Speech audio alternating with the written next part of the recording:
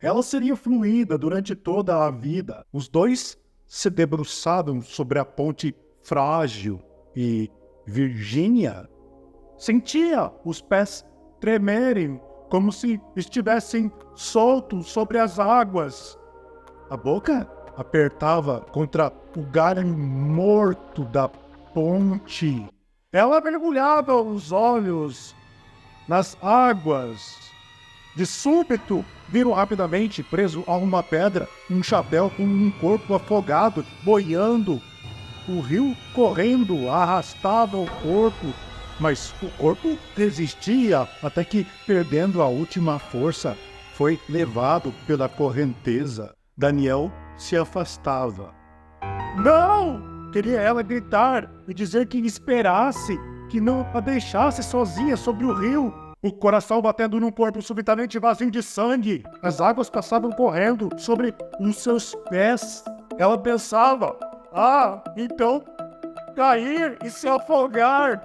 Alguma coisa intensa, como o terror mais triunfante, certa alegria enchia-lhe agora o corpo e ela esperava para morrer. A mão fechada, como que para sempre no galho da ponte. Daniel se voltou então. Um instante morto, estendeu longamente as coisas. Ela e Daniel eram dois pontos para sempre quietos e imóveis. Mas eu já morri, parecia pensar enquanto se desprendia da ponte. Eu já morri. Ainda pensava sobre pés estranhos, seu rosto branco. Eles olhavam para a frente, o corpo aguçado.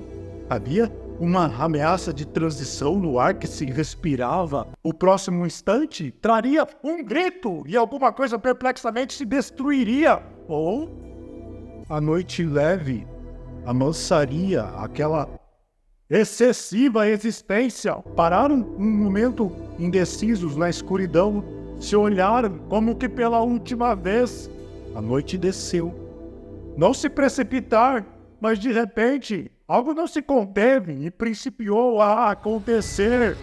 Sim, ali mesmo se iam erguer os vapores da madrugada doentia. O homem morto deslizaria pela última vez entre as árvores adormecidas, com o corpo no rio já longe. Virgínia sentiria no seu próprio corpo o toque da presença morta, o que a faria levantar-se da cama, e dentro de seu coração um ponto pulsaria fraco, quase desfalecido. Ergueria a vidraça da janela, os olhos na cegueira da escuridão, os sentidos pulsando no espaço gelado e cortante, a longa extensão perdendo os limites. Lá estava o limite do mundo possível. Então, frágil, como uma lembrança, vislumbraria o afogado sumindo e reaparecendo nas águas e mergulhando, enfim, para sempre. Ela o chamaria para trazê-lo de volta, mas era para sempre, Virgínia.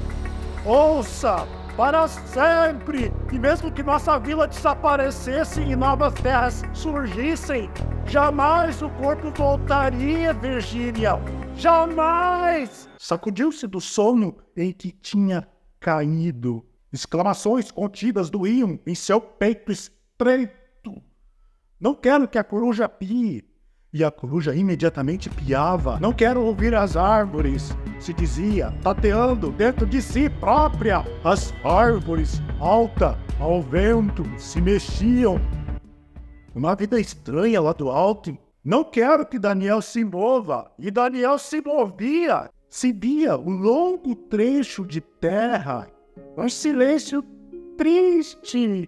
Ela olhava os degraus da escadaria subindo, sinuosos, que alcançavam uma graça leve, onde Virgínia se perdia, mas se interrompia à sua frente, vendo apenas madeira empoeirada e ângulos secos de quina de escada, sem saber porquê, balançando os braços nus e finos. Ela vivia à beira das coisas, olhava o lustre no teto da sala, inquieta, parecia pressentir uma vida terrível, aquela existência de gelo. O coração batia doloroso, como se fosse atravessado por um desejo impossível. E a vida do dia começava perplexa. Virginia continuava, num vago segundo, a janela, escutando o espaço diante. Ela já tinha sido viva antes, como agora, mas ela não abrangia sua própria vida.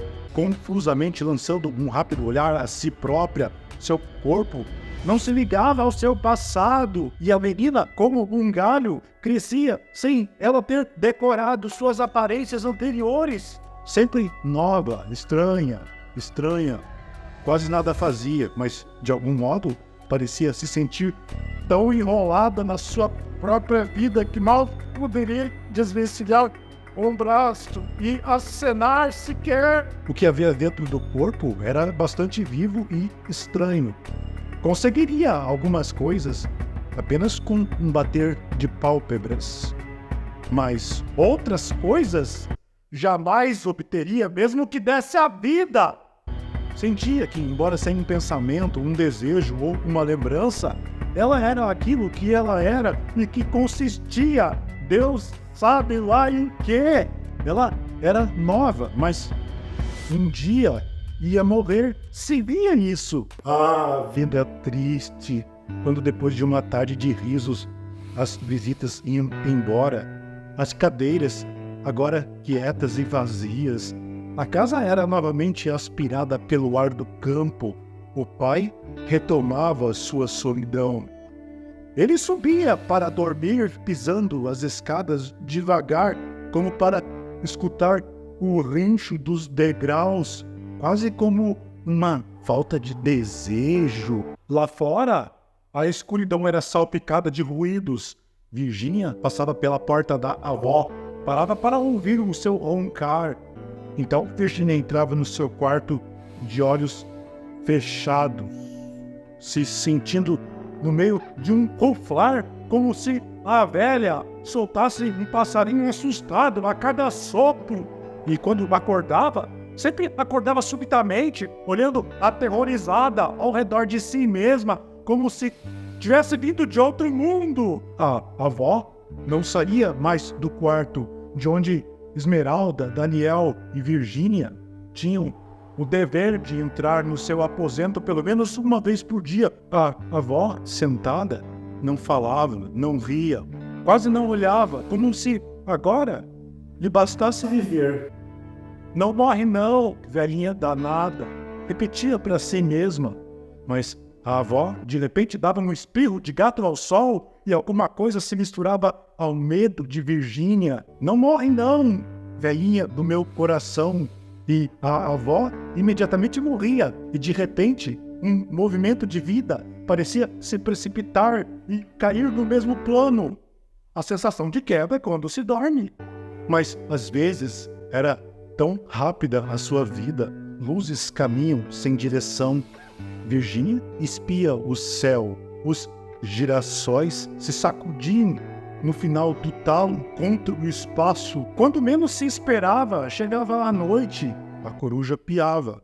O milagre era o movimento das coisas.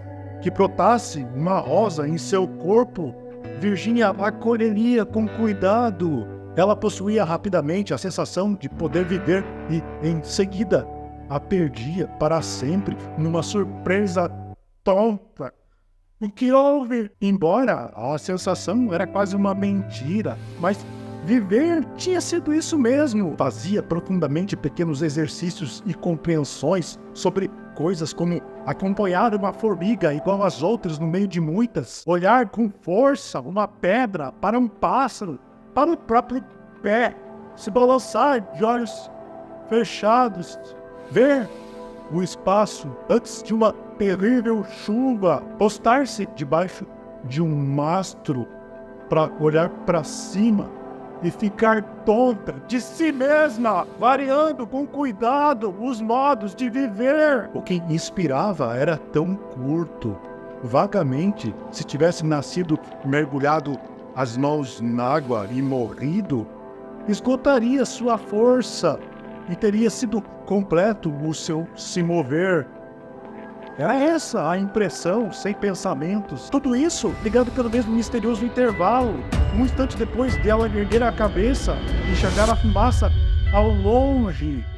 Um instante antes de abaixar a cabeça e sentir novas coisas. E também sabia vagamente, quase como se inventasse, que dentro daquele intervalo havia ainda outro instante, sem ter no seu interior nenhuma das coisas que ela estava vendo. Ela ia vivendo, tinha pena de tudo, até das coisas mais fortes. Tinha ela vontade de chorar, de vergonha, de viver. Mas, de súbito, as coisas se precipitavam numa realidade resistente. Ela passava, então, os dias como o vento. Alta, calma, silenciosa. A possibilidade de viver profundamente, sem executar um movimento. Abaixo de sua ignorância, ia nascendo a ideia de que possuía uma vida. Era uma sensação completa. Não era como viver e então saber que possuía uma vida, mas era como olhar e ver de uma vez só. A sensação não vinha dos fatos presentes, nem passados, mas vinha dela mesma. E se morresse cedo, o aviso de ter tido uma vida valia como ter vivido. Ela começou com violência a pensar em nada. Daniel parecia fixo no próprio corpo. Todos aguardavam constritos, interrompidos por um longo instante que jamais iniciariam enfim. Na manhã seguinte, uma folha se despregou de uma árvore alta e durante enormes minutos planou no ar até repousar na terra. Virgínia não compreendia de onde disso vinha a leveza. O chão era negro e coberto de folhas secas. De onde então vinha a doçura? Um desejo se formava no ar. Palpitava atentamente, se dissolvia e nunca tinha existido. Com um graveto, desenhou na terra. Ela desenhou brutalmente, como se gritasse. Depois abriu os olhos e viu um simples, tosco círculo vulgar em certos lugares do jardim tão secretos. Deixou-se escorregar pela pedra grande no meio do jardim. Um segundo apenas até alcançar o chão, mas enquanto durava este segundo, ela o sentiu longamente, mais longamente que o próprio segundo. O sentiu então vazio e grande, com lindo povoado. Pense a cor mais bonita do mundo. Ela percebia pesadas cores brilhantes e tontas, tudo se movendo, correndo, embora se extinguindo antes que ela pudesse captar. Então, fechando com dificuldade os olhos demasiado radiantes, ela buscava tão profundamente que lhe subia aos lábios uma cor inexistente, inventada, louca. Sua voz decrescia, desapontada. Ela não sabia explicar. Para cobrir o instante, dizia depressa: roxo, amarelado nos bordos. Era uma palavra rebentando de compreensão, como se de um momento para o outro se pusesse a cantar o sentido das coisas. Quando a tarde caía, ela penteava os finos fios de cabelo. Vivia mais devagar. Às vezes, ela chegava a um pensamento sem começar com nenhum outro pensamento. Bastava esperar um pouco e o pensamento se dava todo inteiro por si só. Como? Assim, quando a gente vê um vagalume, a gente não pensa que ele apareceu, mas que desapareceu. Como se uma pessoa morresse e isso fosse a primeira coisa dessa pessoa. Pergunta-se assim: como é o vagalume? E se responde: ele desaparece. Quando a tarde acabava e vinha a serenidade sussurrante e difusa do crepúsculo, o coração de Virgínia se enchia de uma tristeza sem expressão. Quietos, as almas esgazeadas, esticadas, estarrecidas, eles pareciam entrar irremediavelmente na eternidade. É que, às vezes, pensava pensamentos tão adelgaçados que eles subitamente se quebravam no meio antes de chegar ao fim. E porque eram tão finos, mesmo sem completá-los, ela os conhecia de uma só vez, embora jamais pudesse pensá-los de novo, indicá-los com uma palavra sequer. Virginia às vezes tinha alguns desmaios. De algum modo misterioso, seus desmaios se ligavam a isso. Às vezes ela sentia um pensamento fino, tão intenso que ela própria era o pensamento, e como que se quebrasse, se interrompia num desmaio. Ela esperava o chão, mas antes que pudesse compreender, o solo já descia, onde não poderia enxergar, caindo no fundo de um abismo longe.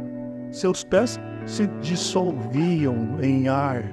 Depois, grande calma envolvia um mundo leve. E depois, não havia mundo. E depois, numa redução final e fresca, não havia ela. Era assim. Nascia uma pausa sem cor, sem luz, sem força. Ela esperava. No fim da pausa, a encontrava abandonada no chão. Depois se erguia do chão vagamente. Vagamente ia tomando forma e andava e continuava a viver, passando horas e horas a desenhar linhas retas sem auxílio de réguas, só com o peso da mão, às vezes só com o impulso do pensamento. Fechava os olhos, atentando a todos os pontos inatingíveis de seu estreito corpo, pensando-se toda, sem palavras, recopiando o próprio existir. Aos poucos, do silêncio, seu ser começava a viver mais, os olhos enxergando, porque a primeira matéria dos olhos era o olhar. Ela existindo pela mesma fraca energia que a fez nascer. Nenhum pensamento era extraordinário. As palavras é que o seriam. Ela pensava sem inteligência a própria realidade, como se enxergasse e nunca pudesse usar o que via. E afinal, algo sucedia tão distante, tão distante. Ela parecia se dirigir a alguma coisa verdadeira através do grande se formar incessante de mínimos acontecimentos mortos. Ultrapassava longas distâncias. Às vezes, quase aproximava de um pensamento, porém jamais o alcançava. Um instante, ainda penetrava no silêncio, buscando no fundo dela um fio por onde se prender. E se uma ave gritava da mata, ela era envolta por um turbilhão, vagos inícios inacabados dela, e do que já não era ela. De partícula a partícula, porém, o pensamento indistinto veio descendo violentamente mudo até se abrir no centro do corpo, nos lábios, completo, perfeito, incompreensível, de tão livre de sua própria formação. Preciso comer. Ela poderia caminhar para adiante por conta própria, empurrada, sem ser chamada, andando simplesmente porque mover-se era a qualidade de seu corpo, ultrapassava a compreensão e por uma espécie de esforço atingia a incompreensão como uma descoberta, mas quieta, imóvel, a realidade parecia perturbá-la. Vibrava na imobilidade, até que se rompia, como que se uma presença abandonasse seu corpo, e ela era o que restava, empurrada, abandonada, tudo para sempre, como quem é esquecido para sempre. Sentia em alguma coisa como o que não se vê de olhos fechados, mas o que não se vê de olhos fechados tem uma existência e uma força, como o escuro. Como o escuro, como a ausência, se compreendia, balançando com a cabeça. Mas nada sabia de si própria.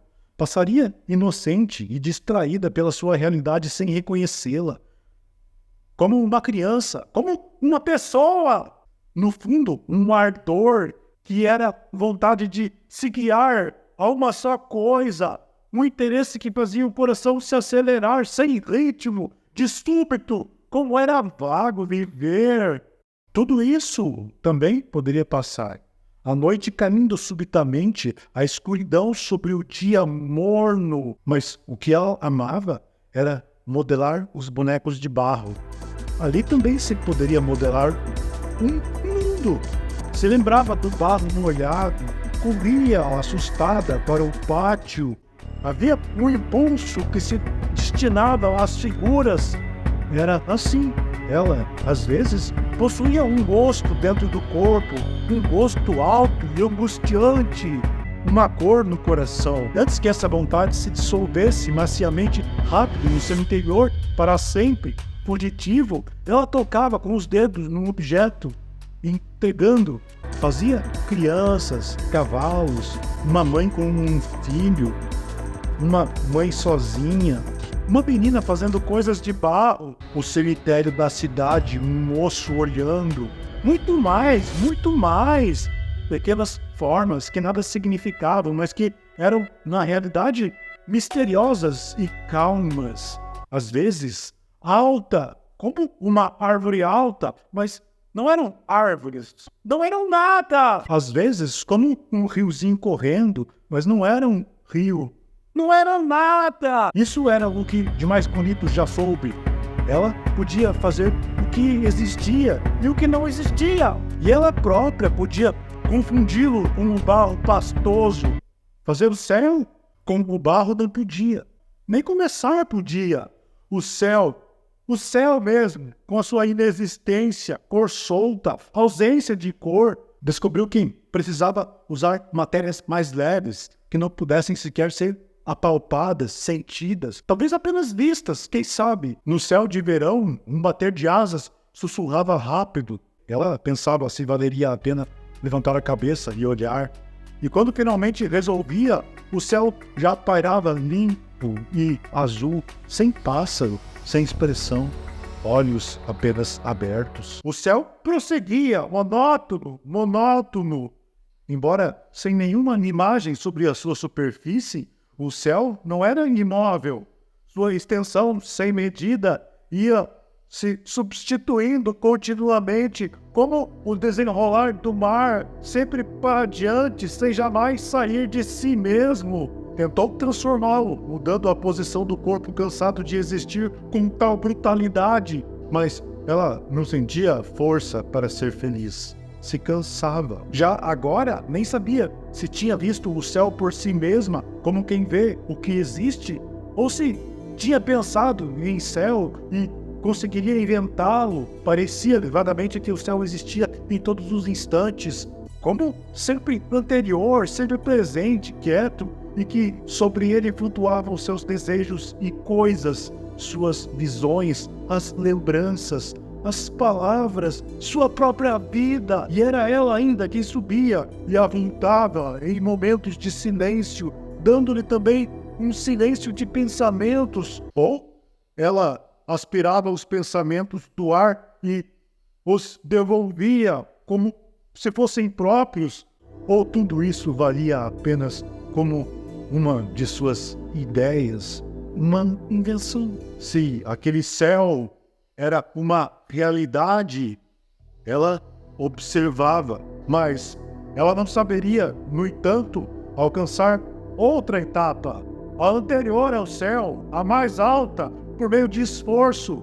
Sua força de procurar se esgotava. Não poderia. Se pudesse atingir o além do céu, então haveria um momento em que se tornaria claro que tudo era livre e que não se estava ligada fatalmente ao que existia. Num despertar tênue, ela sentia que existiam, naqueles mesmos instantes, muitas coisas além das quais via. Então se punha firme e sutil, querendo aspirar todas as coisas para o seu centro, mas nada vinha. Um vento de gritos vinha do interior da mata, como almas fugindo em desespero. Era uma mistura das vozes de coruja e das águas, no esfregar das folhas, Virgínia puxava o cobertor, cobria a cabeça e seu corpo, e o pequeno espaço que se revelava acima dela se tornava um mundo inteiro. Tudo que via tinha já sido visto há anos. Subcompreendia as coisas, mas entendia, sem saber por que entendia. E a sensação íntima era de contato, de existência olhando e sendo olhada. Desse tempo é que restaria algo de uma nítida clareza. E de onde vinha que talvez tudo merecesse a perfeição de si mesmo? De onde vinha uma inclinação quase semelhante a se ligar ao dia seguinte por meio de um desejo? De onde vinha? Vivia no final de si, no começo do que já não era ela. Ela também se isolava em cansaço, um pouco de insônia, um olho mais cansado que o outro, como se adiantando para o meio do mundo, ela fosse perder seus próprios passos, assim como o excesso de luz impedia a visão, a alma exausta. Ela respirava em puro prazer, sem solução, e sentia-se tão viva que morreria sem saber. Para que alguém pudesse pensar profundamente, não deveria se lembrar de nada em particular. Purificou-se de lembranças, quedou-se atenta. Às vezes, como ligeiras nuvens certas do fundo, o céu era atravessado pela vaga consciência da experiência e do mundo fora de si mesmo. Com isso, estaria pensando profundamente. Indagava nela uma consciência à parte. Linhas luminosas, secas e velozes riscavam sua visão interior, sem um sentido, escapulidas de alguma fresta misteriosa e, então, fora do próprio meio do nascimento, débeis e tontas. Ela podia pensar em todos os sentidos, fechando os olhos, dirigia dentro do corpo um pensamento da qualidade do que nasce de baixo para cima, ou se não, do que percorre, correndo no espaço aberto. Isso não era palavra ou conteúdo, mas o próprio modo de pensar e se orientar. Seria isso? Pensar profundamente? Não ter sequer um pensamento a trazer à superfície. O silêncio se seguia cinzento e leve. No céu se abria por um segundo uma clareira hesitante, mas continuava denso, de uma densidade sem forma nem volume, o acúmulo de uma substância mais impalpável que o ar, de um elemento mais vago que o perfume através do ar. Por um instante, se alegrava tênue e agudamente por conseguir um instante apenas, luz que acende e apaga. Teria pensado mais do que profundamente e já estaria vendo o próprio nada. Ergueu-se e caminhou até a janela. Esse conhecimento, sentia ela, escapava à realidade inegável, porém era verdadeiro. Agora se tornava claro. Era verdadeiro! Tudo existia tão livre que ela poderia mesmo inventar a ordem de seus sentimentos. Não ter medo da morte, temer a vida. Sim, bastaria um pequeno toque e numa coragem leve e fácil, reinventaria a vida instante por instante. Instante por instante! Tremiam nela pensamentos de vidro e sol. Eu posso renovar tudo com um gesto. Sentia ela bravamente, úmida, como uma coisa nascendo, mas confusamente sabia que esse pensamento era mais alto que a sua realização e nada vazia, perplexa e serena, nenhum gesto. Seu coração pulsava na sombra, na escuridão dentro de seu próprio corpo, lento e vermelho. E se o seu corpo fosse o seu destino, um novo desejo tocava-lhe o coração, o de se livrar ainda mais, sair dos limites de sua vida. De algum modo, ela já não era virgem, tinha vivido mais do que tinha sonhado. Se sentiu sorrindo, levantou os dedos aos lábios, porém estes conservavam-se sérios e o sorriso tinha sido apenas um pensamento. O rosto, num instante, como um eterno. A carne piedosamente mortal. Lá estava ela, os olhos inocentes, espiando de dentro da sua própria degradação do corpo. Existiam na sua vida coisas intocadas e jamais vividas que tinham se erguido pelo mundo como bolha que sobe, mas logo após a realização de algum ato, ou após um simples instante quieto, ela percebia coisas que jamais iria usar. Uma folha caindo interceptaria o caminho iniciado. O vento desmanchava para sempre seus pensamentos. Subitamente pareciam ter se esgotado as palavras de que ela tinha aprendido na infância e ela não encontrava outras palavras. Olhava o ar silencioso e pálido do quarto, um instante imóvel e sem destino. Como era fatal viver! Pela primeira vez, tinha envelhecido. Pela primeira vez, tinha consciência de um tempo atrás de si e a noção desassossegada de algo a não poder tocar jamais. De alguma coisa que já não lhe pertencia porque estava completa, mas aqui ela ainda se prendia pela incapacidade de criar outra vida e um novo tempo. Toda a sua infância tinha sido franzida pelo ar frio que doía no nariz com gélido ardor. Via a si mesma como de longe, pequena, a forma escura na neblina, já dourada de sol, abaixada, olhando algo na terra. O corpo se aprumava em criatura humana. Seu pensamento deixou uma ressonância lívida no ar. Quantas possibilidades uma pessoa tinha? Seu corpo premia, quase assustado com o próprio ímpeto, com tudo o que havia de obscuro na sua própria força. Mas ela própria apenas pensava a superfície do que lhe sucedia naqueles instantes e atentava a si mesma como se pousasse a mão sobre o coração a bater e não pudesse tocá-lo. Esperou um instante. Nada acontecia em seguida. E eis que os momentos se desenrolavam e morriam, enquanto seu rosto quieto e mudo pairava à espera. Lá estava ela, ainda ontem, o prazer de rir a fez rir. E à sua frente se estendia todo um futuro. Não queria parecer pálida, a aparência de mal ressuscitada. Subia o difícil declive e acima de si mesma via apenas a linha de terra se ligando, nova e clara, ao céu. Um cão latia sem se aproximar e do morro em frente, quando soprava o vento, via um rápido ruído de movimento, o cantar tranquilo de um galo, risadas finas e rasgadas, os gritos das crianças se espalhando no domingo. Tudo desde o início longínquo, desaparecido.